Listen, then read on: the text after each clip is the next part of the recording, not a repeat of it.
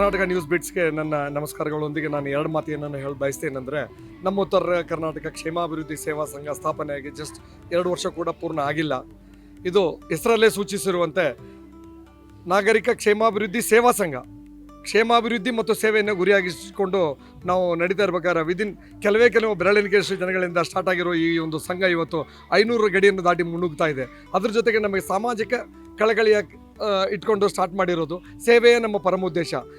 ನನ್ನ ಹೆಸರು ಶ್ರೀದೇವಿ ವಿಜಯಕುಮಾರ್ ಅಂತ. ನಾವು ಹಳ್ಳಿಗಳಿಂದ ಬೆಂಗಳೂರಿಗೆ ಬಂದು ನೆಲೆಸಿದ್ದೇವೆ.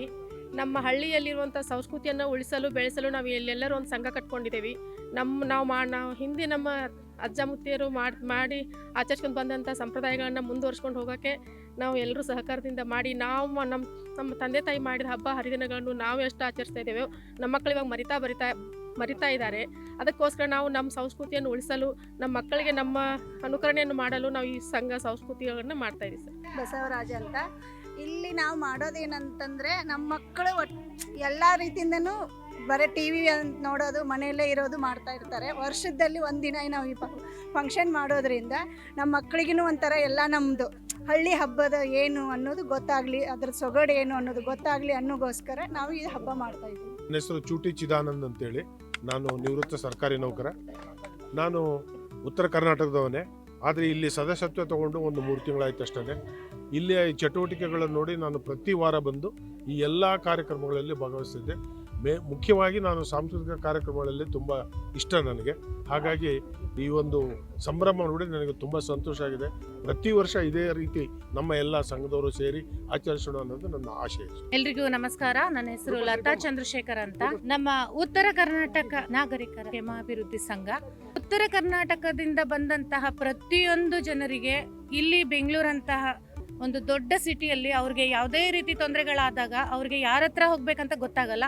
ಅಂಥ ಸಮಯದಲ್ಲಿ ನಾವು ನಮ್ಮದೇ ಆದಂತಹ ಈ ವಿಂಗ್ಗಳನ್ನ ಮಾಡಿಕೊಂಡು ಅದ್ರ ಜೊತೆನೆ ನಾವು ಹೆಣ್ಮಕ್ಳಿಗೆ ಸ್ವಾವಲಂಬವಾಗಿ ಯಾವ ಥರ ಇರಬೇಕು ಅನ್ನೋ ಒಂದು ಕೆಲಸಗಳನ್ನ ಮಾಡಿಸ್ತಾ ಇದ್ದೇವೆ. ಏನಂದರೆ ಈಗ ಒಂದು ಹೆಣ್ಮಕ್ಳು ಕುಚ್ಚು ಕಟ್ಟೋದ್ರಿಂದ ಹಿಡ್ಕೊಂಡು ಒಂದು ಬಿಸ್ನೆಸ್ ಮಾಡೋವರೆಗೂ ನಾವು ಅವ್ರಿಗೆ ನಾವೇ ಎಲ್ಲ ಹೆಣ್ಮಕ್ಳು ಸೇರಿ ನಿರ್ಣಯ ತಗೊಂಡು ನಾವೇ ನಮ್ಮ ಹತ್ರ ಇರುವಂಥ ಟ್ಯಾಲೆಂಟ್ನ ಬೇರೆಯವ್ರಿಗೆ ಕಲಿಸುವಂತಹ ಒಂದು ಪ್ರಯತ್ನ ಮಾಡ್ತಾ ಇದ್ದೇವೆ.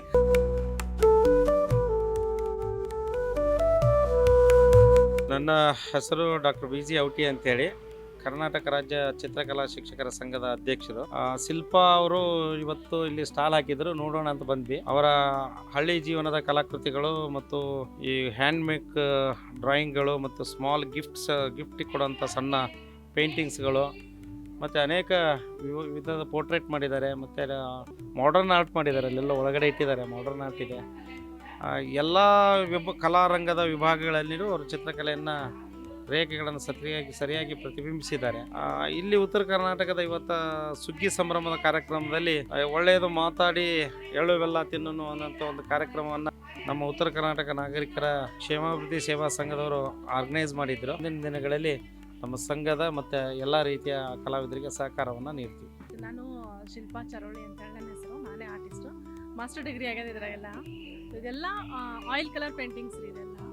ಕೆಲವೊಂದು ಅಕ್ರಿಲಿಕ್ ನೋವಾ, ಆಯಿಲ್ ಪೇಂಟಿಂಗ್ಸ್ ಯಾಕೆ ತಗೋಬೇಕು ಅಂತಂದ್ರೆ, ಒಂದು ನಮ್ಮ ಮನೇನ ಭಾಳ ಸುಂದರವಾಗಿ ಕಾಣಿಸ್ತದೆ ಇದು ಪೇಂಟಿಂಗಿಂದ.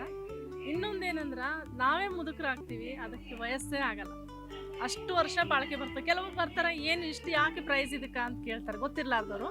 ಬಟ್ ಯಾಕೆ ಅಂದ್ರೆ ಅದು ನಮ್ಮ ಮನೇನ ಸುಂದರವಾಗಿ ಇಳಿಸ್ತದ. ಆಮೇಲೆ ನಮ್ದು ಆಸ್ತಿ ಅಂತಲೇ ಹೇಳ್ಬೋದು ರೀ. ಅದು ಬೆಳ್ಳಿ ಬಂಗಾರ ಯಾರಾದರೂ ಕತ್ಕೊಂಡು ಹೋಗ್ತಾರೆ, ಪೇಂಟಿಂಗ್ ಆ ಥರ ಅಲ್ಲ. ತುಂಬ ವರ್ಷ ನಮ್ಮ ಮನೆಗೆ ಇರ್ತದ, ನಮ್ಮ ಮನೇನ ಚೆನ್ನಾಗಿ ಕಾಣಿಸ್ತದ. ನಮ್ಮದು ಒಂದು ಆಸ್ತಿ ಥರ ಬೆಳೆಸ್ಕೊಂಡು ಹೋಗ್ಬೇಕು. ಕಲಾವಿದರಿಗೆ ಎಲ್ಲರೂ ಇದು ಮಾಡಿ ಸಪೋರ್ಟ್ ಮಾಡಬೇಕು ಅಂತ ಹೇಳ್ತಾರೆ.